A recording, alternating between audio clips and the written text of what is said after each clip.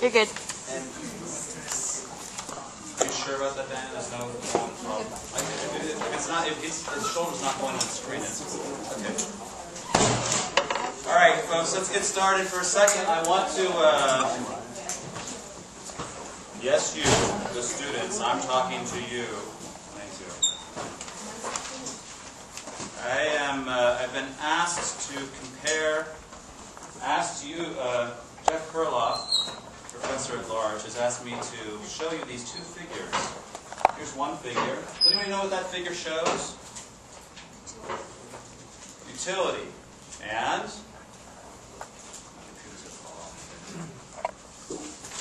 What else? Well, that's the other one. What is it showing? Indifference curves and the utility function. So the first question is, which one do you like more? This one? Or that one? Oh, let's do the vote. This one? Everybody has to vote. Or that one? Or that one? I would say that would be a minority. Okay, so this is 3.3. So does that have two different goods? It's an indifference curve between two goods essentially, and this is actually a useful concept. It's something that's pretty bloody obvious. It's pretty bloody obvious when you think about it. But the whole idea is that I should have brought it in. There we go. The whole idea is that I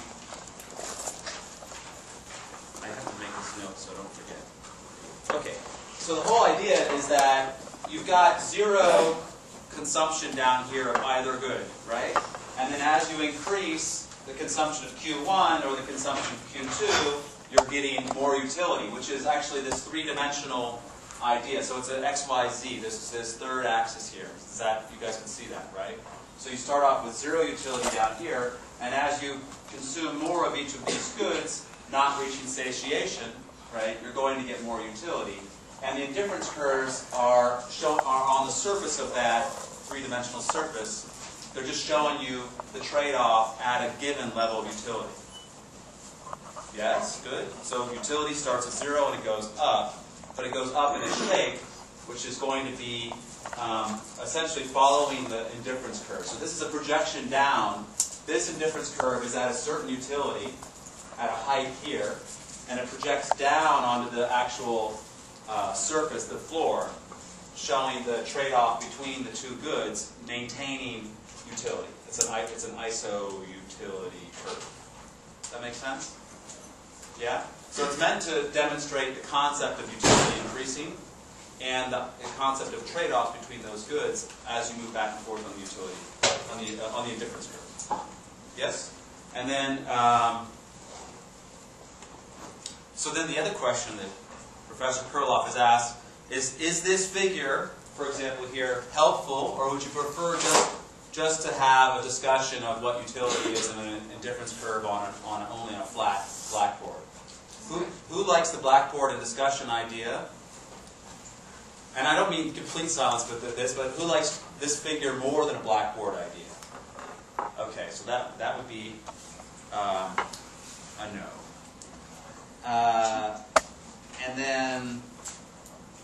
And would you prefer to see both figures or one figure? Does it help to see both? If you have to look at them, you're forced to. By me. It's an aerial, the helicopter view, right? Well, this one, the axis, this has been rotated, right? So now you've got your second good goes up here and up there, and then this indifference curve is, if the surface is still increasing because of utility going up, but it's just been rotated around, and here's the indifference curve on the utility mound, that's really called the mound of happiness was the technical term on it.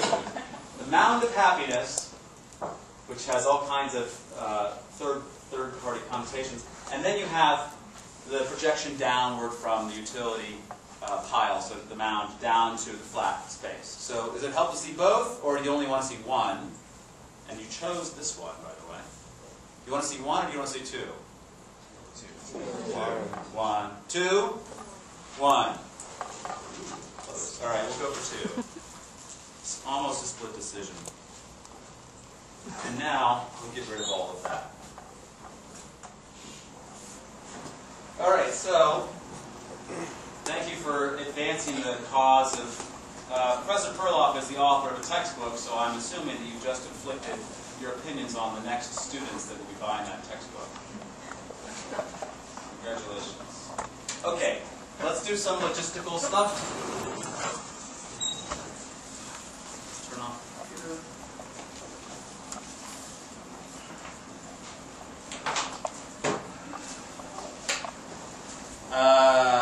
What's on our menu today?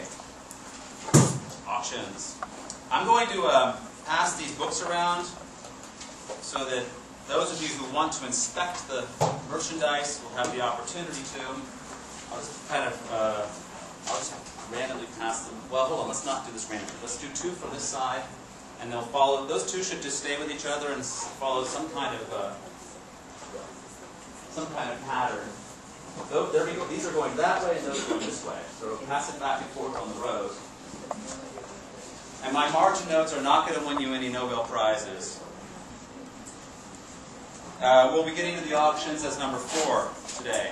I hope you guys broke open your piggy banks. I also will be, I promised I would send you pricing information off of Amazon, which I failed to do, but I printed them out, and I will reveal that information to you before we run the auctions, so you know. I have office hours today. That appears to be one logistical question. Fact at 3:30. Also, Sabina sent me a very good email, worthy of a bonus point, which I'm awarding to her. That's not... I know that's not the point, but I get to award points if I want to.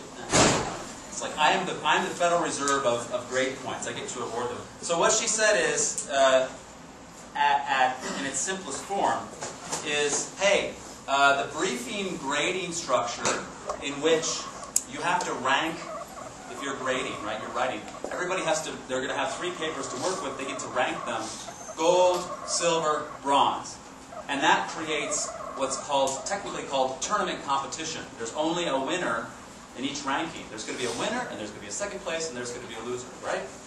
And so she said, well, wait a second. Doesn't that mean that students are going to see this more as a zero-sum game, which it is, right? If you're grading one person as a gold, you cannot have 3 gold medals if you're grading somebody, for example. And is that going to, let's see here, it could create a bad atmosphere in the class. So, and that can be true, right? That's actually the whole idea of curve grading, right? So and I thought about this when I set down the grades in this class, and as you guys know, and several people have asked me, are you going to curve things or whatever? Because the problem really with curve grading, or the way that some people interpret it, is, well, if we all get an 80%, do we all get B minuses, or are you going to curve it up so we all get A minuses, right? That's one interpretation. But the other interpretation of curve grading is that you're going to have a certain distribution of grades. The midterm grades were similar to a normal distribution, okay? And the idea of curve grading is, well, let's just give this percentage A's and this percentage F's as a rigid set of proportional grades, right? So even if you get a 60%, let's say a 65%, if you are the lower half, or that lower part of the class, you would get an F if I applied a rigid curve, right? And maybe if you get over an 80, if that's where this cutoff is, you would get an A if I applied a rigid curve, right? It's very easy to sit there and say ahead of time, because I'm applying this curve, I do know that 10% of you or 15% of you, I think the proportions are usually B, C, D, F. I don't know why we ever scale E. 15, 15, 20, 20, that's 35, 70, 30. Something like that. I could do that if I wanted to, guaranteeing that 15% of you would fail this class, which would make a lot of you very upset, right? Including guaranteeing that only 15% of you would get A's, which also make a lot of you upset, because we're all A students, right? So I haven't decided to set this down. In fact, I'm not going to do it, just so you know, right? But the thing is that no matter what you do in terms of a curve, no, if you do anything related to a curve, what that means is that if you get more points than your neighbor, then you're going to get a higher grade than your neighbor, right? Now that is obvious. There is, in a sense, competition in that sense, which is what you're bringing up, okay? Making it explicit, as in gold, silver, bronze, or however you want to call it, is only making obvious what is true, okay? The other way to do it, of course, I would call it the kindergarten method, is everybody gets an A for what? Effort. This is auction week for David. I'm auctioning stuff on eBay, and some guy sent me an email. I'm auctioning off some old watches, and he said, "Hey, I just bid 99 cents for your watch. Can we do a buy it now so I can just buy it? Because I don't want anybody else to bid for that watch, and I want it a lot." And I wrote back, and so I said, well, I wonder what the hell this watch is worth, because I just put it up there, because I'm like, the market will decide. The last time one of these watches sold, it sold for $100. And so before I looked that up, I was like, it's probably worth $20. Maybe I'll sell it to him for 15 on a buy it now. But then I was like, wait a second, So instead of putting it up for buy it now, I wrote back to him. I said, sorry, no can do. And I put a note on my auction. I said, oh, by the way, the last one they sold for $100. Keep that in mind. Okay? That, in auction terminology, is called creating a reference point, right? Or you create a focal point in more broadly terminology. So, as far as I'm concerned, as a seller, of course I want to tell people, oh, this is worth a lot. So, what I'm getting at with this guy complaining, he actually wrote back and said, well, I kind of just lost my job, and I really want this watch. It's like, whoa, you just lost your job and you're buying shit on eBay? What are you doing, right? So, I can only afford this much. And I looked at another website this morning, because someone linked to it, called something like KarmaNet. And the idea is you put up something that you want, and then when someone gives it to you, in terms of a trade, then you get to ask for something. So like it's a kind of a pay it forward or good karma. And I was clicked on the United States, in like Wichita, Kansas. Someone was like, I can't pay my utility bills. Can someone pay my utility bills? And it was just weird. That doesn't seem to be exactly what's going on with karma. It's like, hey, you know what? I'm not making enough money. Can you give me 20 grand? I mean, that's a weird kind of karma. But that's apparently what some people are thinking of. And as far as the grades are concerned, or your student fees are concerned, can we please pay nothing, or can you please give us all A's, right? Well, that's fine.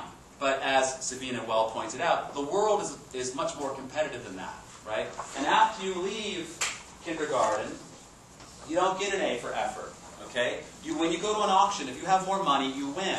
If you're applying for a job, if you're a better candidate, you win. If you write a better briefing than whoever else you're competing with because of this randomization, you win, okay? And if someone gives you a bronze or whatever you want to call it on your scores, because you could have 3 scores, if you get 15, which is the lowest you can get, right? Because it's gold, silver, bronze, the point scores are 10, 7, 5. I actually thought of lowering this to 3. That might be more cruel, right? But if you get 15, I think that's a message. Don't go into the briefing business or work harder, okay? What I want you to do on this stuff is work hard. It doesn't mean you're a bad person, okay? It's just about school and learning is about working. So that is my editorial as why I'm doing this grading method. I am not going to change it. There is going to be this ranked grading.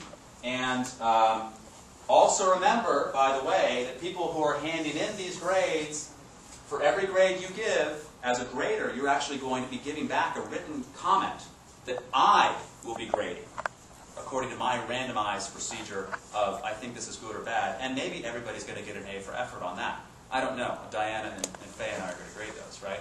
So if you give somebody a 5 and you say, and this is your comment to them, you are going to get a 0 from me, right? So when you grade other people's stuff, and then you should know that you should be putting in good effort to justify why you're giving them that rank. And just saying, this is worse than the one I read is not fair, okay? You have to give them a careful analysis about why you gave them that 3rd place out of the 3 that you read. Okay? Yeah.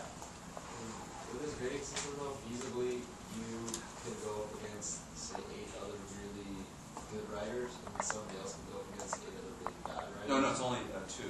Well, because But you can 2 and then you have, or sorry, No, 6, right? No, it's just 2. That's not the 3 different. Your thing is going, one paper is going to be 3 copies to 3 different people, and so you're going to have 3 copies going to Mr. A, Mr. B, and Mr. C, right? And Ms. or whatever. They each have 3 papers, though? Or they each are just ratings? Oh, I see what you're saying. Yes, So yes. competing against 6 people, so feasibly you could go up against 6 great writers, and somebody else can go up against 6 really poor writers, and they could get a 30 even though they have Right, but the whole point of randomization is that's unlikely to happen, isn't it? Yeah, that's true. So if you think you're the unluckiest person in the world, then it would happen to you. But that means all these other people are going to be fine. So thank you. Another question. Any other questions on this particular thing? Yeah. You just average out the score then. You get like Yeah, if you get 10, 10, 10, we're just going to take the average, right? So you're going to get 30, and if you get 1 of each, because of some interesting combination, then you get 22 divided by 3. Boy, this is a new word called 3, right? Yeah, you'll get the average. Wait, so is this out of 30 points or is it out of... No, it's out of 10. Oh, okay. So you're just going to get, I just said assign it this way because I was being a little bit sloppy, but it's going to be, it'll be the average of the 3 scores you get. But 15 out of 30. Ooh, shoot. No, that'll be 5. Yeah. Then, including your grading of our comments, what is briefing 1 out of total? Briefing 1 is worth 10, right? The comments on briefing 1 is worth 5. Also, it's separate from... Those will be separate grades. So on the syllabus I said your briefing 1 is worth 10. The peer grading on briefing 1 is worth 5. Briefing 2 is worth 10. The peer grading on briefing 2 is... So it's 30 points your total grade on these 2 briefings. How, what is the standard are we judging it by? Which one is better? I mean, what specifically are we looking for? Which one is better? It's your subjective judgment. You get to be the politician in the elevator deciding if you like it. Using your analytical powers to decide. But you just said that we couldn't write on it, well, 1 and 2 were better than yours, so that's why you got this. No, that you could say that, but you must give a longer explanation than just because, right? Any other questions? Yes. So if you get a bronze, fail? If you don't hand anything, it's a fail. No, but I mean, 5 out of 10, that would be a fail, right? According to this thing, yes. I don't know where the cutoff is going to be for fail on this class. I will make sure that if somebody fails this class, they deserve it. And I will warn them ahead of time. As in, come and see me now, right? I might have to look at grades right now, but I haven't been looking at the distribution of grades because we've only. Somebody asked me, they were very nervous. Oh, I just did the midterm. We've only assigned 35 of the points out of this class so far, right? And the blog is essentially, like a gimme. So anyway, we'll see how it goes. You can keep if you're nervous about grades. I don't know. You're students. After a while, just give up and work hard. Any other questions? Yeah. Can I ask you a question about the brief specifically, our topic? How do you define a special interest group? You go to Wikipedia and read about it. I don't want to. It's essentially that's when you read the logic of collective action. You know all about what that means. Do we need to define that in the briefing? No. You said in the briefing. I said no jargon. Okay. And you can't abbreviate it. SIG just to fit it on the page or something like that. Okay. I mean, you can abbreviate whatever you want to fit on the page, but remember, it's got to be fluid. It's got to be as good as an editorial in the San Francisco Chronicle or the Wall Street Journal or the Economist. Okay, I want good writing, and I want good writing because you, as readers, want good writing. Okay, so that's what I'm telling you. Let's leave this behind and move right along. Last question. I'm confused on what exactly the jargon would be. Like if you just say cost and benefit, is that considered jargon? I mean, if you say money, that's not jargon. If you say, it's a moral hazard situation, that's jargon, right? What the hell does moral hazard mean? No one knows. I don't even know. So, sorry, you have to work. Life sucks sometimes, okay? So, let me make a little excursion on what I call scientific method. I got an email from one of my loyal readers of the blog. It seems that many of your students, this is about your blog posts, are starting from a conclusion and then trying to find facts that support that conclusion. I would hope that you are teaching them to start with facts and let the conclusions come of their own account. Difficult question, because the blog post, I said, will write about something that you care about, right? But he has a good point, which is that at some point you have to worry about, am I just actually trying to justify my opinion? Am I trying to rationalize my opinion? Or am I actually trying to find, as Schumpeter was very famous for doing when I read his biography, am I trying to find reasons why my argument is wrong? Right? And then examine each of those reasons or objections and make sure that I address them. You can't just say, and some people might disagree with this, and they are stupid. Right? You cannot use ad hominem logic to defend your position. You guys okay? All right. So let me explain. Last section, or last class, I mentioned this notion of scientific falsification.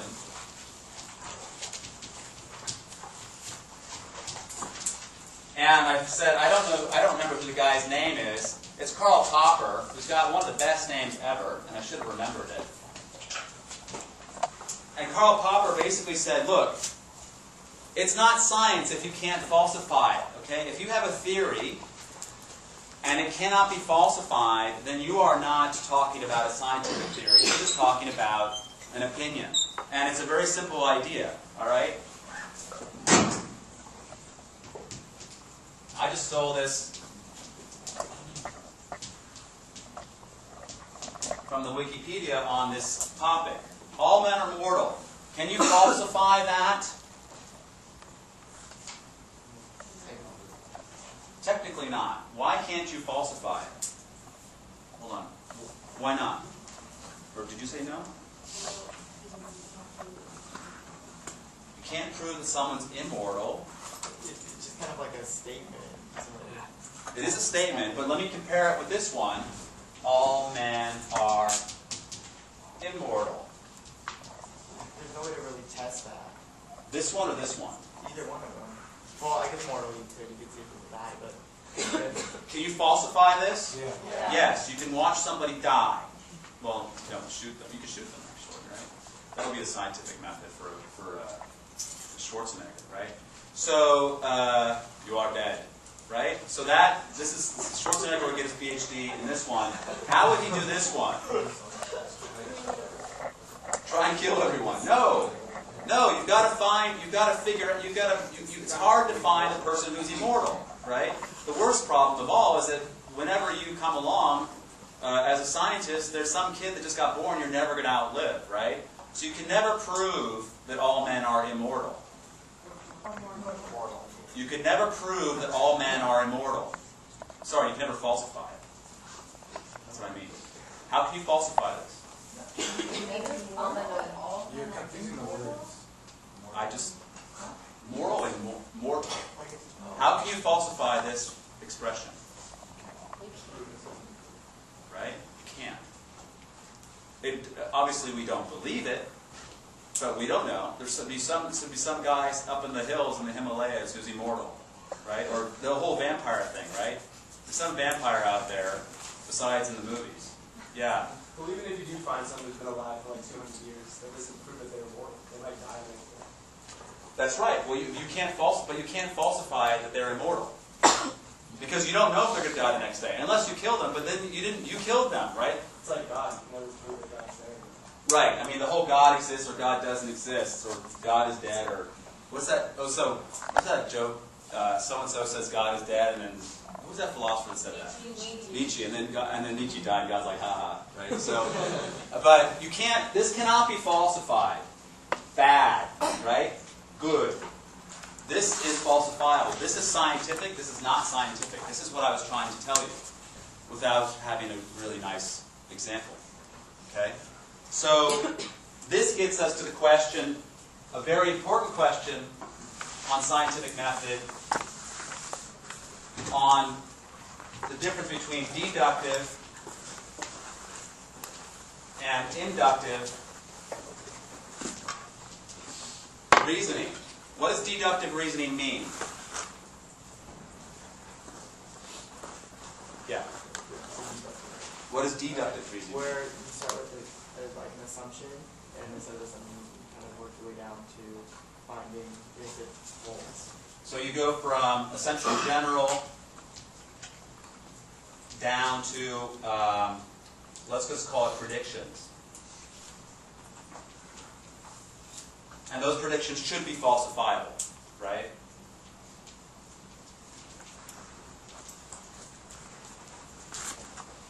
What does inductive reasoning mean? You look from the end and then you go backwards. What does that mean, the end, and go backwards? You look at the result and then you try to figure out what start. So you look at, let's call it facts, and then you try and get a theory from the facts, right? You try and generalize.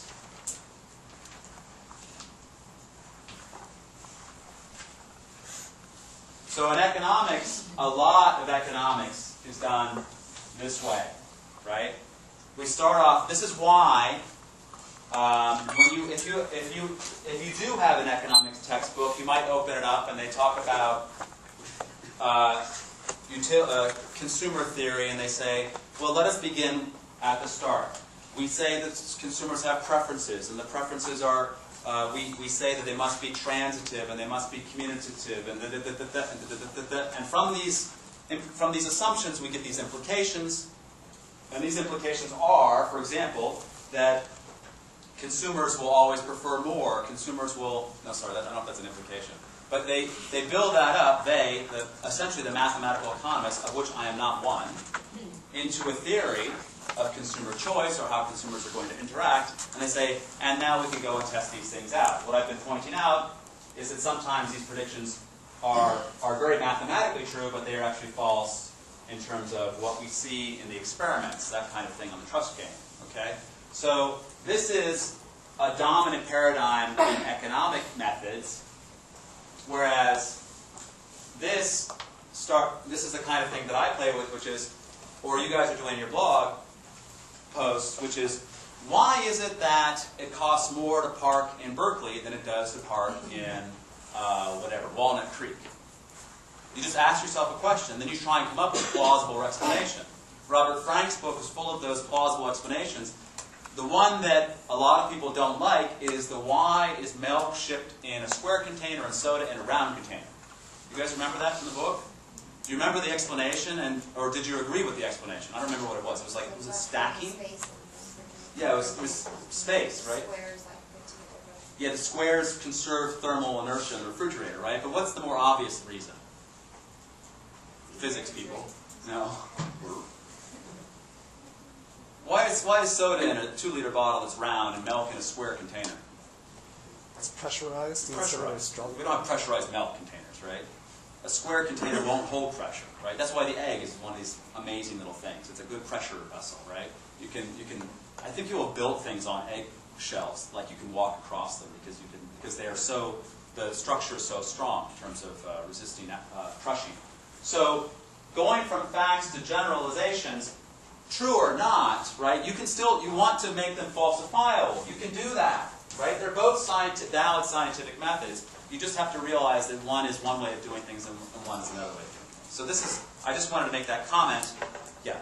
So, for example, Olson's theory would be inductive, right? Because, can it even be falsified? Aren't a lot of the big economic theories, like his theory that big groups don't get public goods because the small exploit the large. Right. So, that's not falsifiable because technically we don't know if there may be in the future ever a group that comes along, or maybe there's a society in which groups exist that do that, but we haven't discovered it yet, or whatever. Right. Well, there could be. This is the big. That's a perfectly good question. It's especially applicable with the briefing and stuff like that. Olson says, and I think Olson, what he was trying to do is describe a phenomena, which is inductive, right? What we notice often in the real world is that a small group, a special interest group, will be able to collaborate to create some exploitation of the large group, right? And there's a million different examples. So he's like, hey, there's something going on here. Is it always true that the small will exploit the large? No, right? Does Olson really care? Not necessarily, right? He's trying to describe a phenomena, and this is a good question, is it falsifiable? You could, I mean, if you did want to create a falsifiable situation, then you would have, you could do an experiment, you could get a group of people, and then, but then, no, the whole idea they always exploit them is wrong. They never exploit them as falsifiable, right? So what I mentioned the last lecture is, in the course of doing your studies, and this happens more at the PhD level, but if you actually create a hypothesis that you want to falsify, then you can do that, right? But you just reverse the wording. Do the small always exploit the large? I don't know. Do the small never exploit the large? Well, we can falsify that by only finding one example of one special interest group exploiting the large, right? So that's how you would, make it scientific. By just literally like clever wording. Well, but if you're talking about like them always exploiting, can you just find one instance where they're not exploiting that way? Yes, you could if you use the word always. Absolutely, yeah. So, but then you're into like, well, are they always exploiting? Is this part of a larger game of not exploiting today, but maybe exploiting tomorrow? That kind of gets back to the immortal man problem, right? So, you might be able to do it with a good enough construction of your hypothesis. But it's much simpler just to say they never do, right? And then falsify it that way. So just save yourself the effort is basically what the lesson of that is. So that, with that point of view, basically experiments have to limit the time frame, because as soon as you expand it indefinitely into the future, you're already out of the game. Like you can never falsify. Yeah, I mean it depends on how you define the borders of the game. If the game is unlimited, then you're in trouble. Okay, so you'd have to say in modern society or whatever in the last one. Right, and what is modern? And then you go to all the post deconstructivists and stuff like that, like, oh, modern. Yeah. So this is a big philosophy of science type of discussion that probably doesn't even belong in this class, but it's curious to keep in track. Does anybody, by the way, need a copy of the Tragedy of the Commons that didn't get it? Anyone? No? Briefings? Anyone? You need? No, the first one. Yeah. Anybody need the briefings? Okay, I'll pass both piles back. Okay, auctions. Right. So I'm going to talk a little bit about a little bit of auction theory. Not very much. Who here has participated on an eBay auction? Like bidding, not buy it now, but eBay auction. In fact, let's do it the other way. Who has never participated on an eBay auction? Okay. Who has never participated in any auction? Period. Okay, a couple people. All right. So. And how did the auction, wait a second. So you guys didn't go to section. Oh, it's section? Yeah. That's what I was going to ask. My second was, how did section go? How were the auctions in section? You did participate then. I have participated. And it was, unfortunately, for a winner-take-all number of points for somebody, right? So, how did those, what did you guys learn in those discussion section auctions? Some people are ruthless. Ruthless! What were we doing? It was, I forgot what the auction was. Oh yes, it was trading, right?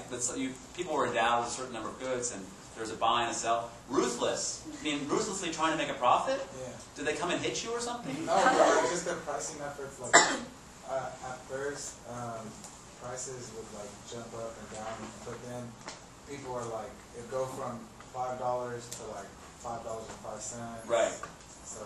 People are annoying is what you're saying, or boring. It's like $5.06, $5.07. All right, so people were really trying to get the last penny, in a sense, out of that? Yeah. It's actually a crapshoot, because I feel like a lot of it depends on where you sit and like who speaks right. Where do you physically sit? Yeah, that's like who speaks like in right, like in the order that we were in, like who spoke like just before you, and like who speaks right after you. Because it's like sometimes like if like a buyer goes first and they're like $8, then the stock can just be like okay. Right. Right. So that's the problem of creating reference points and access to the. Did you sit there today in order to get better access to a book for the auction? You did. Okay, that's very strategic. Not okay. I was going to say the same thing. Same thing. You guys stop talking to each other, or start sharing your comments. Yeah. For some reason, I thought the buyers had this advantage. The buyers had the advantage of. For this simulation. Yeah. Even if we rotated, traded the order of the game, I still thought the buyers had the advantage. How did the buyers have an advantage? I feel like they had a higher value, like they were able to buy things and their value well, yeah, they were able to buy it a lot cheaper. And then Well, buyers were able to buy by definition, right? But what you're saying, they were getting a greater surplus? I think the spread, so like their profit margin was a lot higher. Right, so the whole idea of these auctions is that, taken together, you guys in the class had a supply and a demand schedule. So these are the sellers, and these are the buyers. And what you're saying is that you might have a buyer with such and such a valuation for that unit, and a seller, and a set of sellers, and they'll say, oh, I'll offer that, and they would make a sale. Is that what you're saying? So then in the total surplus, more went to that, in that particular transaction. But you're saying it was unfair because the buyers had more of an advantage. Were you on the sell side? Who was on the sell side and felt they were being exploited by the buyers? Who's on the buy side and felt they were being exploited by the sellers?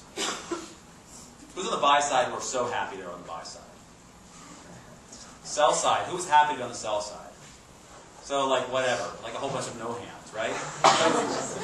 Or people were just like, oh, it's so hard. So, look.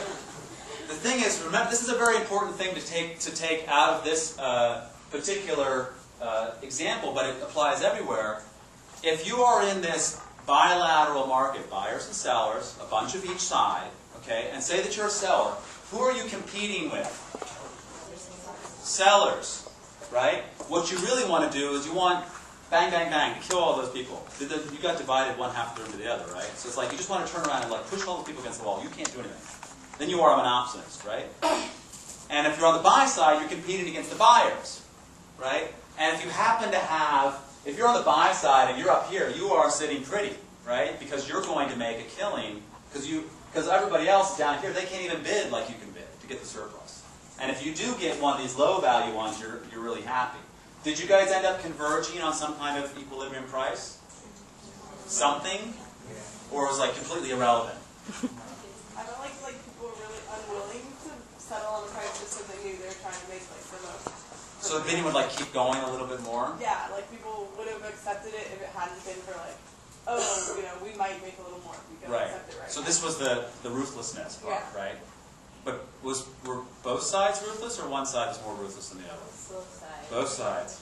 Those profit maximizers. Yes. I feel like the winners didn't necessarily win because they were like savvy and like auctioning, but because they got lucked out. Like, Yes. Lucked out. That is unfortunately a strong possibility. Although I have run these things in labs before, and I've seen people like completely fail. They were given a good hand and fail, right? But that doesn't necessarily reflect like the real life auction, though, right? Because you choose your own.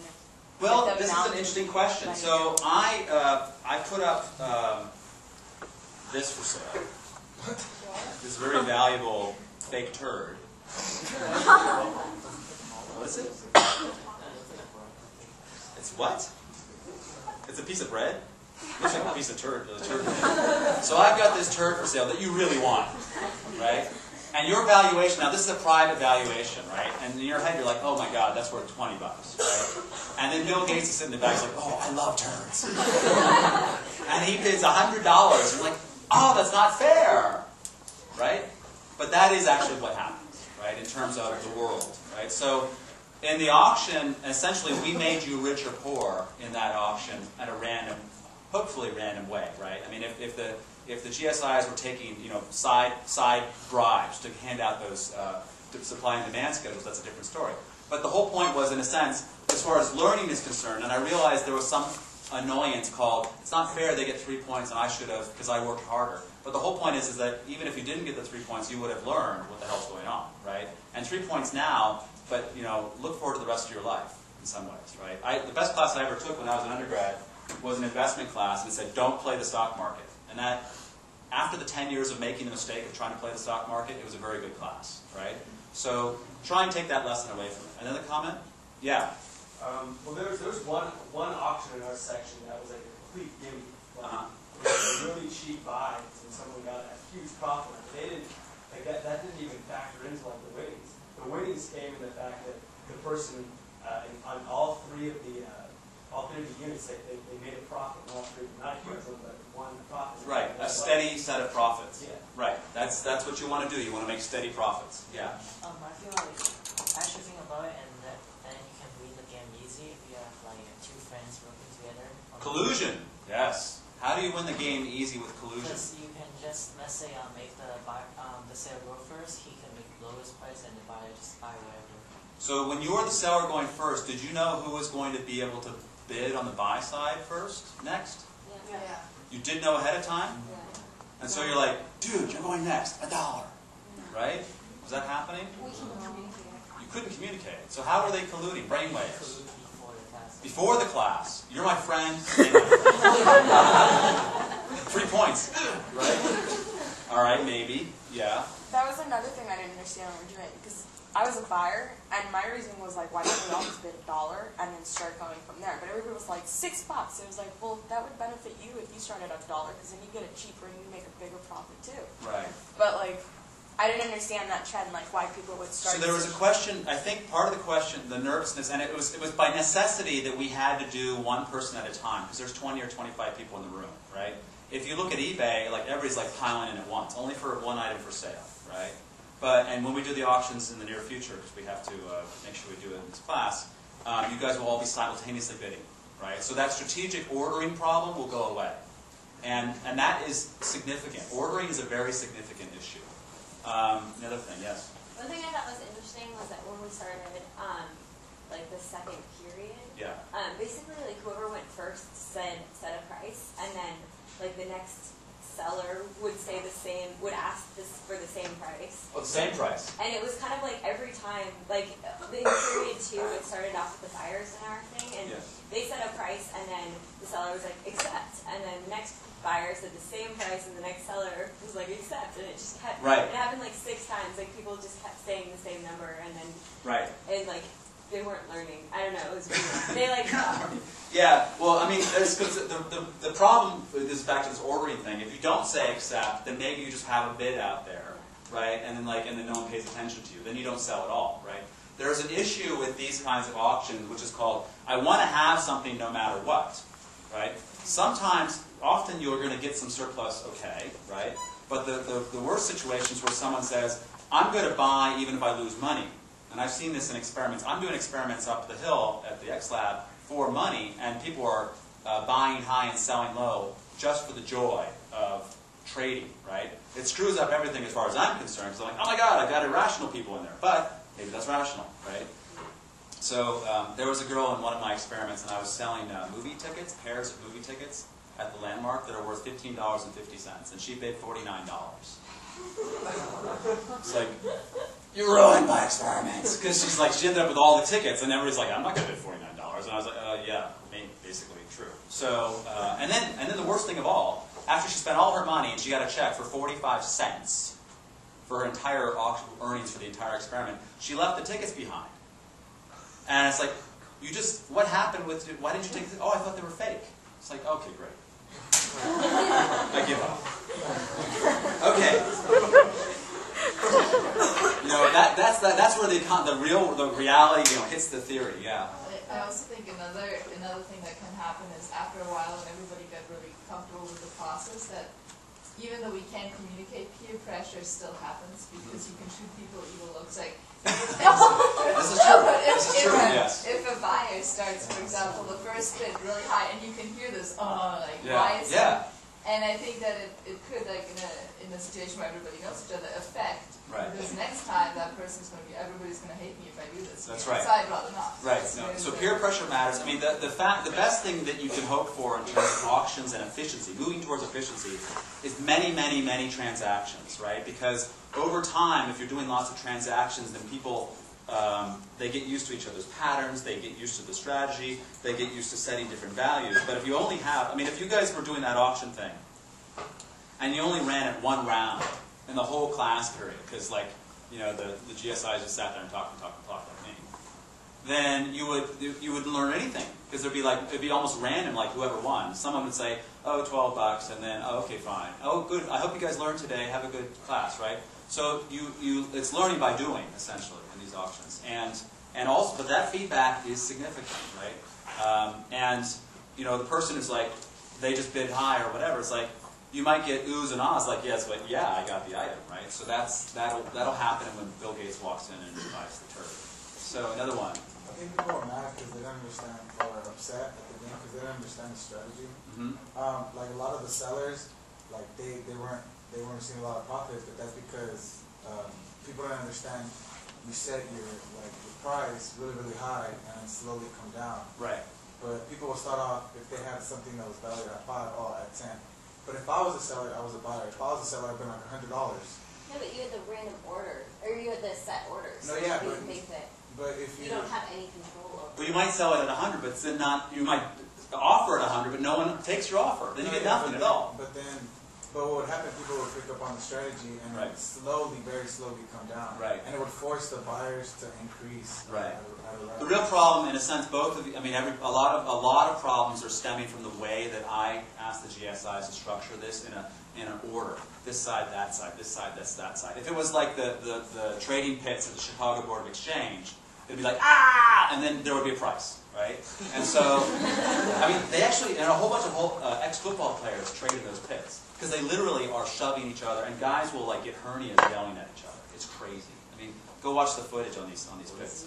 The Chicago Board of Trade, the oil pits or the soybean or whatever. They're just like or watch Trading Places, which is a good film. Okay, so back to the more and more stuff on auctions, and of course, auctions have been very popular.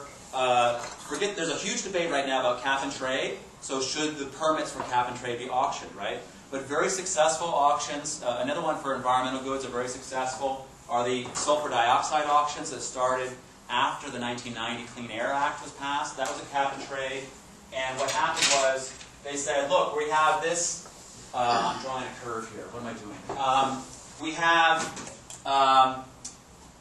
emissions that have been going like this, and here's the trend line, and we want to set a cap on SO2, and this is time, and we want to set a cap on SO2 emissions because that's leading to acid rain, and then in order to emit SO2, and the cap might be falling, this is often an interesting policy question, should we be reducing the cap, right? That debate is going on with CO2, global greenhouse gases. So, but they set a cap, and then in order to emit, you have to own a permit, right? And so the number of tons of SO2 were capped, and then the way this was structured is about 200 big SO2 emitters were grandfathered in. They were given permits, right? But the number of permits they were given, I can't remember if it was capped and it was falling or not, but there was, at a minimum, there was a cap on the number of permits they would get. And then that created a secondary market because why would somebody buy a permit on this market? Why would a polluter buy an SO2 permit on the market? Go back to basic. If you can make a product that is worth more than the grandfather company's product can make off that license. Okay, so you're a buyer when? Why would you buy? If like the cost of the license to Right. pollute is lower than the benefit that I get from The marginal benefit is greater than the marginal cost, right? There we go. Okay, so why would you sell? Hint. Right? The benefit of selling is greater than the cost of reducing your emissions, right? You shut down your whole plant, you've got all those permits left over, and you could sell them to all the polluters that are still in business. The point is that would, overall, the net number of emissions would stay the same or fall if it's a falling cap, and the people that were, the factories that, or the power plants that were the most polluting would shut down first because it's more profitable to shut down and sell the permits than it is to run the plant. That's the theory, right? That theory is what people are hoping is going to happen with CO2 cap and trade. But auctions are the best way to allocate those ones, or secondary markets. The other very famous situation is the auction of radio spectrum for cell phones. Does anybody know how the history of that? Do you know how much those things sell for? Billions of dollars, right? The U.S. government and other governments around the world, they used to give them away. Usually, they would give them to their cousins, right? The president would say, oh, my cousin is going to open up a cell phone business. Here, have a permit. It turns out when they started selling these things, they were selling for billions of dollars, or hundreds of millions, and the GSM G3, what's that called? G3, this is from Europe. 3G, there we go, get the letters in order. The 3G auctions in Europe raised billions of dollars, bankrupted, I think, nearly some telecoms carriers because they they were bidding way ahead of market demand.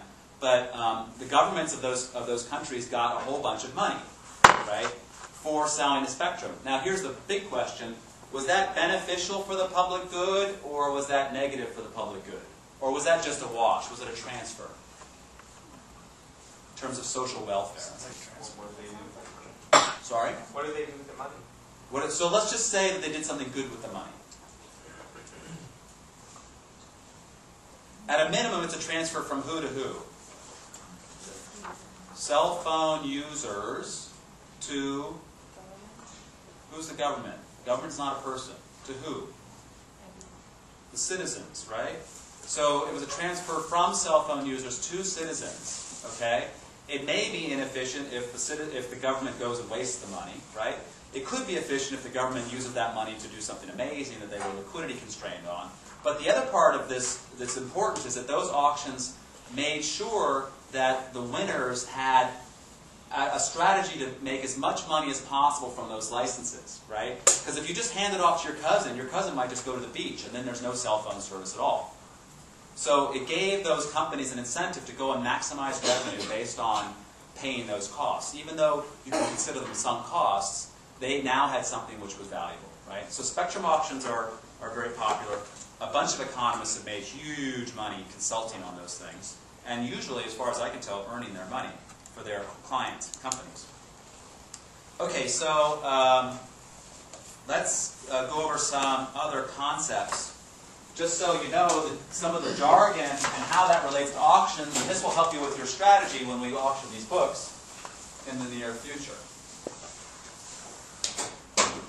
So, Wait, are we just doing like one kind of auction, or are we we're going to do 4 different types of auction. including Dutch auction? Including a Dutch auction. It's very good. And I'll define the auctions before we do them. So, the first thing that's important about an auction is when you're bidding, you have to wonder about the mix of private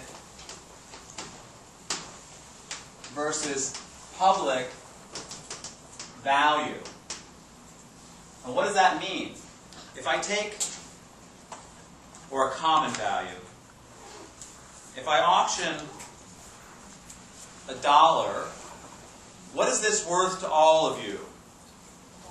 $1, right? So this is 100% public value. Okay?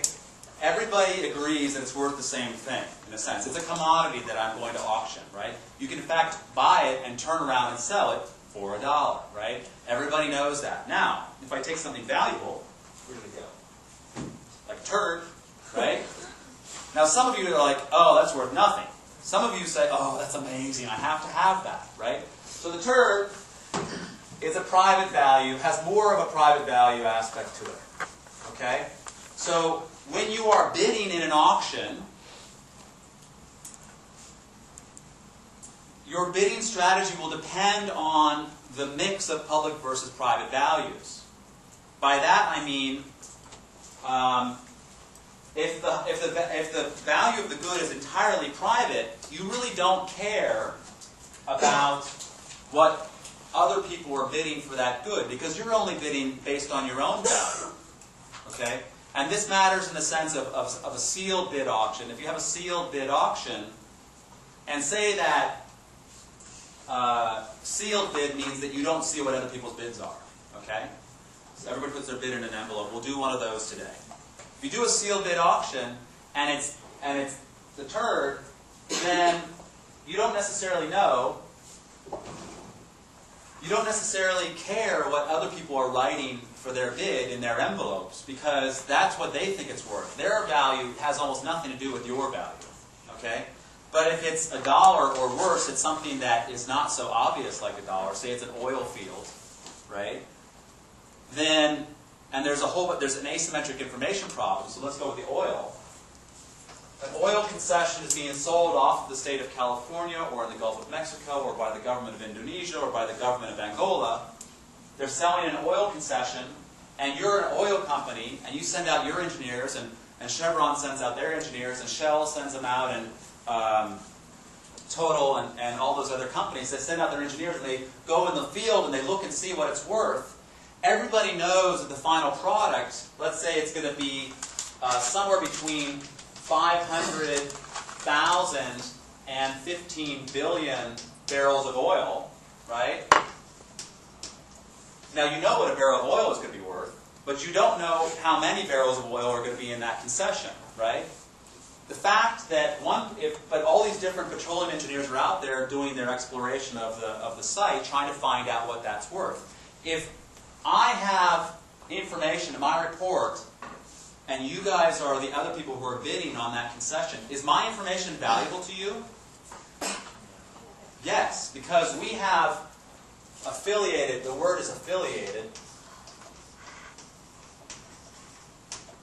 basically interrelated. Our values are interrelated because of the publicness of what's being sold, right? It's asymmetric information. So there will be attempts to bribe the engineers, attempts to intercept them, all kinds of James Bond type of stuff, to figure out what your opponents are going to be bidding on that concession. Yes? The engineer is trying to find a reference point for the private value. They're trying... Reference point. What do you mean by reference point? What they think the market will function. Well, it's not necessarily the value of oil.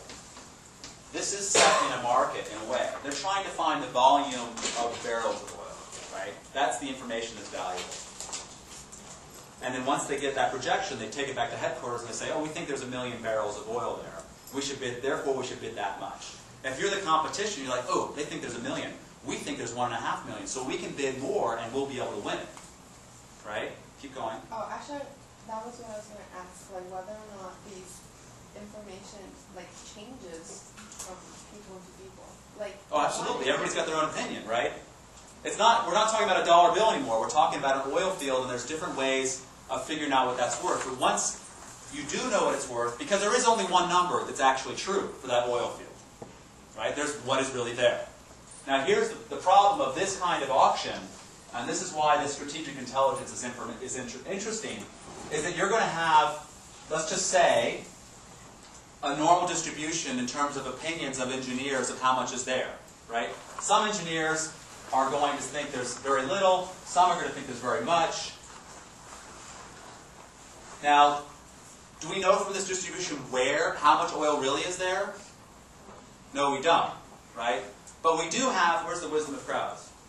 We do have, in this book, which is going to be sold soon for many, many dollars or pennies, we do have the idea that if you just take the neutral opinions, the non-affiliated opinions of a whole bunch of different people, that this is actually this is the highest likelihood of what's actually there. Okay? The idea that if I took a jar full of gumballs and I asked each of you individually to write down how many gumballs you think are in there, and then I took the average of all of your guesses, which are going to be shaped like this actually is probably going to be what is really there. Because on average, you're right. But if I sit there and say to you, okay, raise your hand if you think there's 10, raise your hand if you think there's 100, then I start breaking down your individual opinions and creating kind of group opinions and group think. Because you're like, oh, everybody's raising their hand, I should raise my hand. Right? You see what I'm saying in terms of that problem of contaminating each other with the information?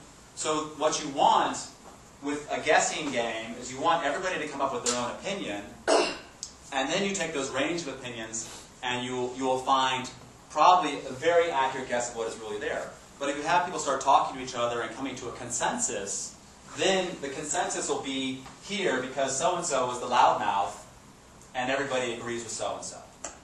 And this is more likely to be wrong. Good question. Is that like auction with a paddle? Auction with a paddle can be like that, but and so there's a problem of if you're auctioning a Picasso, right? But the Picasso is it more public value or private value, Picasso? Private, more private. I mean, someone might say, oh, I really love that one, the color, whatever, right? But if it's oil, if you start bidding in public on oil, everybody's watching what's going on, and the companies will strategically change their bids. That's why it's a sealed bid auction very often. Now, here's the problem. Say that a company, their engineer comes in with a value here, but that company doesn't know what the distribution of values are. And they win the auction, right, because they bid the most. That's called what? Anybody? You've heard of it before, but you might not know what I'm talking about. I'm relating here. Winner's curse, right? The winner's curse is because you're bidding more than everybody, but you think that you aren't, right? And then you win, and you're like, uh-oh, right? Because that's how much oil is really there, and you just bid that much, right? You're screwed. You just went, whatever. You lost money. Yeah. So we are trying to figure out the quantity of the oil and then determine the price according to the quantity. Right. So that's where the problem in the oil auction is not the number of square kilometers. It's not the price of oil. It's how much oil is under there, and that's where these opinions start to matter, right? And that's the thing that's the thesis of this book, which is pretty cool. So that's the winner's curse problem, right? Now, one way of overcoming the winner's curse is to say, because the English auction, an English ascending auction says, okay, who gives me $1? Who gives me $2? Who gives me $3? And at the end, the last person says, okay, $52, because everybody else dropped out of the bidding, right?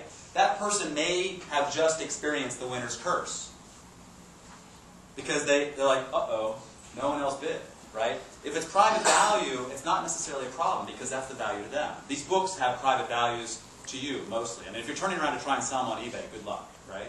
So it's a private value. But if it's, the way to get over that problem is to say, okay, we've got a bid and a bid and a bid and a bid, and this is the way, say this is 10 and 9, 8, and 6. We've got these bids. The way to get around the winner's curse is to say, the highest bid wins, but they pay the second highest price. That is actually how eBay works, right? When you bid on eBay, and you bid $10, and the next highest price is 9, you pay 9, 10, or whatever that little increment is. You just pay a little bit more than the second highest bid. And what that does is it ensures that you, as the buyer, will have a little bit of surplus left over. Yeah? Well, what if people figure that out and bet extremely high, and then no one else is bet? Do they bid the second highest? If they bid extremely high and no one else bids, then that's fine. But if someone else goes up with them, then they're screwed, because they pay that second price. Right? It's worth $10, you're like, $90. And someone says, hey, $80. You just paid $80 for something that's worth $10. Right? So if you don't run a second price auction, what people will tend to do, if you run a first price auction, this is called, what people will tend to do is they'll shade their bids down. That's the word, shade, right? Oh, it's worth 10 to me, but I'll bid 9 because I want to have a little bit extra, right? So people will tend to lie. It's well known as a problem. So the solution to that is say, well, you're only going to pay the second price. A few more pieces of jargon, and I want to get to the actual auctions. I don't know what that means. Sniping is the word. No. Which is at the very end? No. You set like your highest price you're willing to pay for a product. Right. Go up And then you don't get involved. Yeah. Right? Because the problem is people get excited in eBay. You won. Ooh, congratulations, right? You won. What the hell? You just bought a necklace or something like that, right? So if you never want to have regrets in eBay, set your price and walk away. Right? In fact, set it like the last day of the auction. Because I watch bidding behavior on eBay. That's one of the reasons I like selling stuff on eBay. Because someone gets all caught up and they buy a dog poo, right, for $22. Like, what the hell? It's like, I had to win. Like, okay, congratulations. That's what I was going to say with the private auction versus the public. I feel like if in the one where you just put how much it's worth to you, at least you have like a sense of how much it is worth to you, right, versus the other one where you're kind of get caught in the competition and right, winning. And well, in a sense, yeah, you're right. And if it's a private value, it's definitely the best strategy. If it's a public value, then congratulations, but now you bought something you bought a $10 bill for $100, right? So that is where you want to avoid it. That's why there's all this, just even strategic behavior. I'll tell you more, but let's do this auction here. So, let's see here. Where's the other book?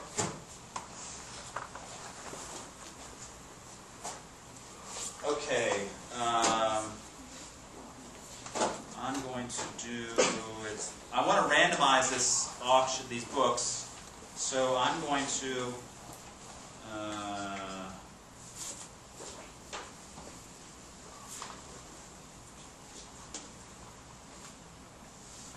Give me a number between 1 and 20. You. 15. 15. Another number between 1 and 20. 7. And you. 5. 5. And you. 3. 3. Okay. It's a close. I'm trying to get these in the different order. Okay, 18. This one's the first one. Start getting excited. Okay. This is the second one. Oh no. Where'd I go? This.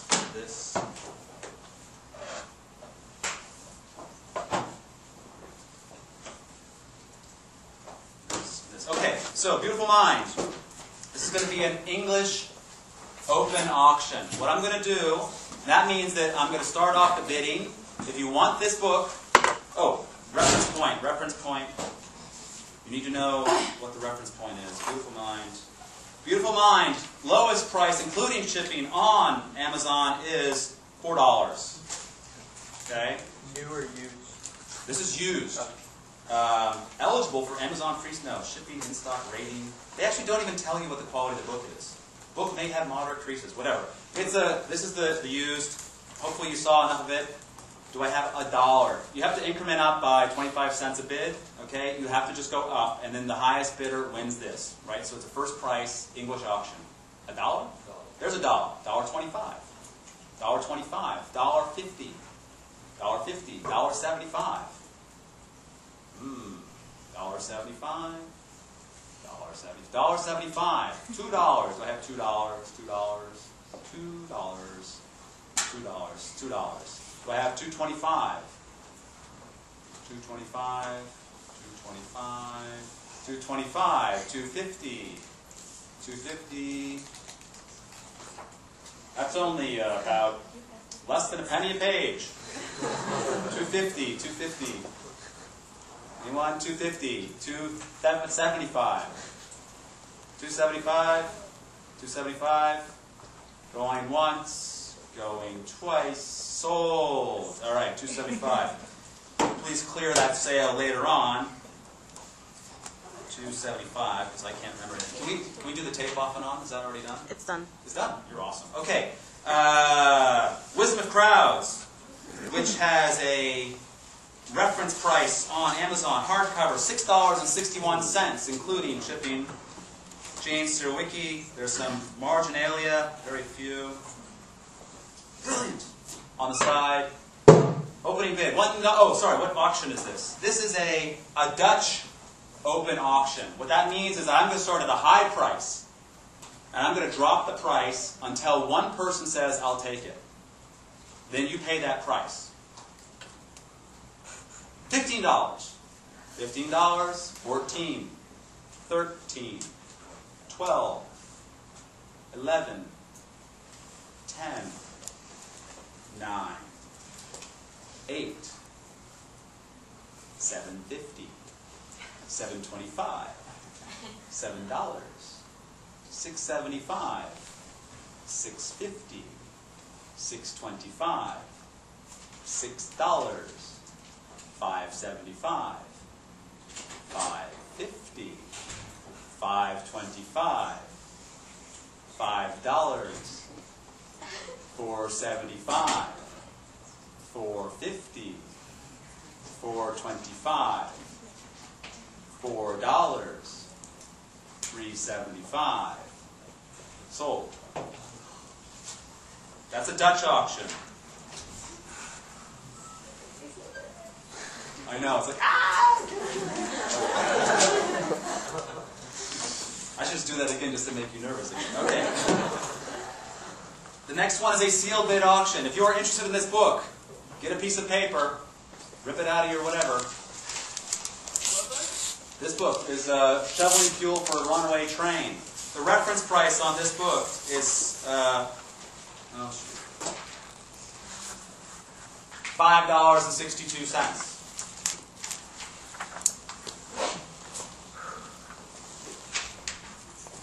Okay, so this Shoveling Fuel for a Runaway Train, $5.62. You've all had a chance to see it, hopefully. This is a second price sealed bid auction. I'm going to take all of your bids on little pieces of paper. I'm going to write them down in an order. And the highest bid will win this book, and they will pay the second highest price. Okay, that's what I explained to you guys before. Does everybody understand that? Okay, take your piece of paper, write down your bid and your name on it, and give it to me quickly. Or pass it forward. Pass it forward.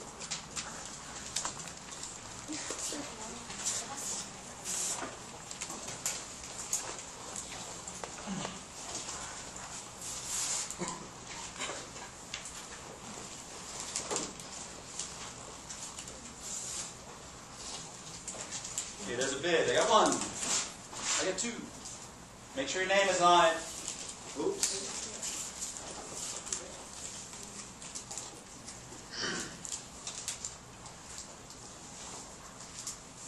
Keep them coming.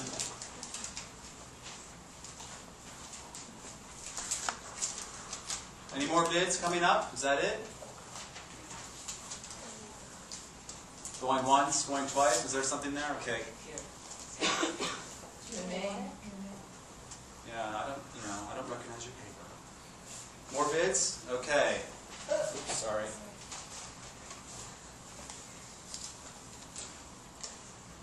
All right. Let's see here. This is why we have computers.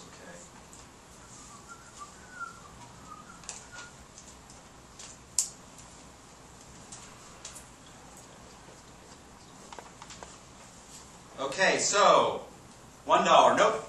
$1.50, nope. $1.75, nope. $2, nope. $2.75, no. $3, nope. The highest bid is going to pay $3.25. That's Kim Tai. Is going to pay $3.25. Okay, that auction is over. And her surplus shall remain her own information. $3.25. Okay, our last auction is going to be a second price open auction. Right? That's for the Worldly Philosophers. The most valuable book in the collection, worth $7.88. Actually, very good reading. And so second price open auction, I'm going to go on ascending bid.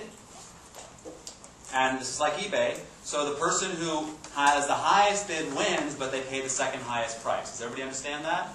$1. Anyone? $1.50.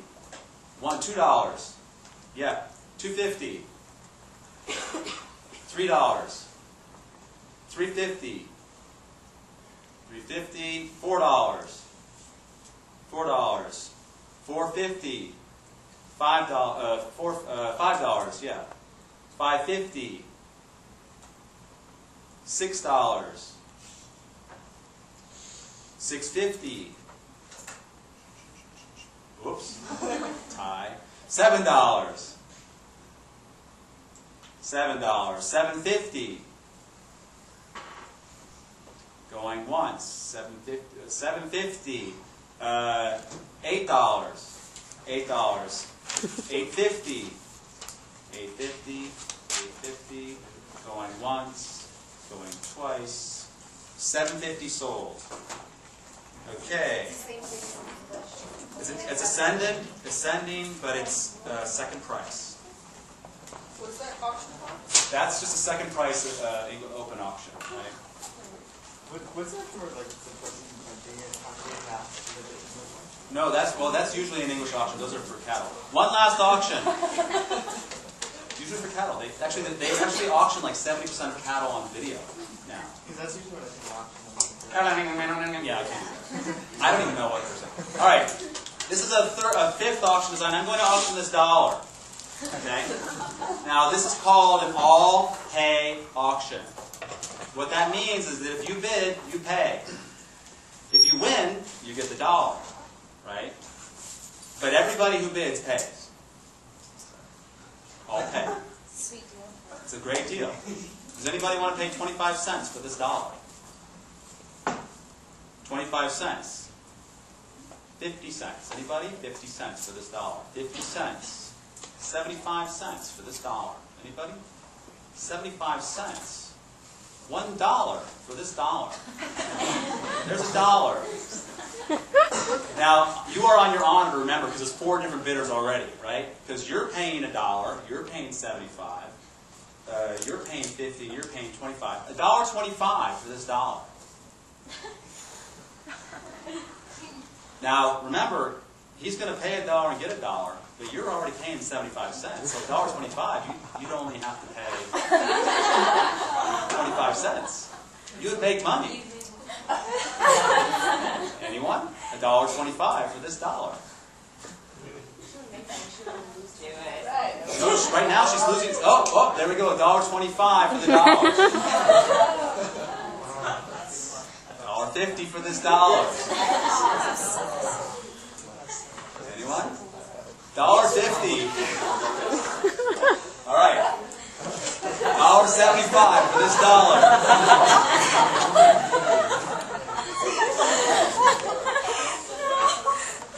Anyone? $1.75.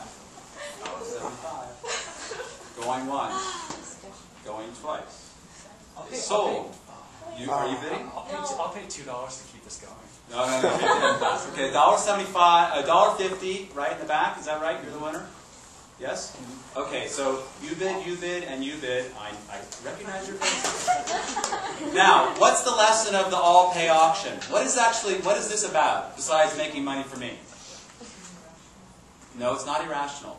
Because you bid 75 cents, so that was a sunk cost, correct? But rationally, it would have only made sense for me to bid over that $1.25 and the person who bid 50 cents because we were the only ones able to recover any kind of loss. Let's start at the start. Let's start at the start. Who saw the film War Games, 1980 something, right? The only strategy is not to play the game. Right? It's kind of like a sucker bet, right? Go do this in a bar with someone who's smaller than you. Okay? But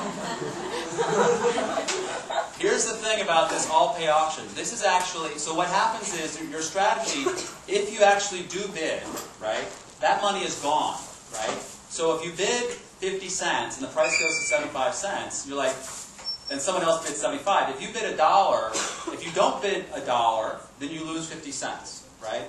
If you do pay $1, then actually you will pay $1 to make $1.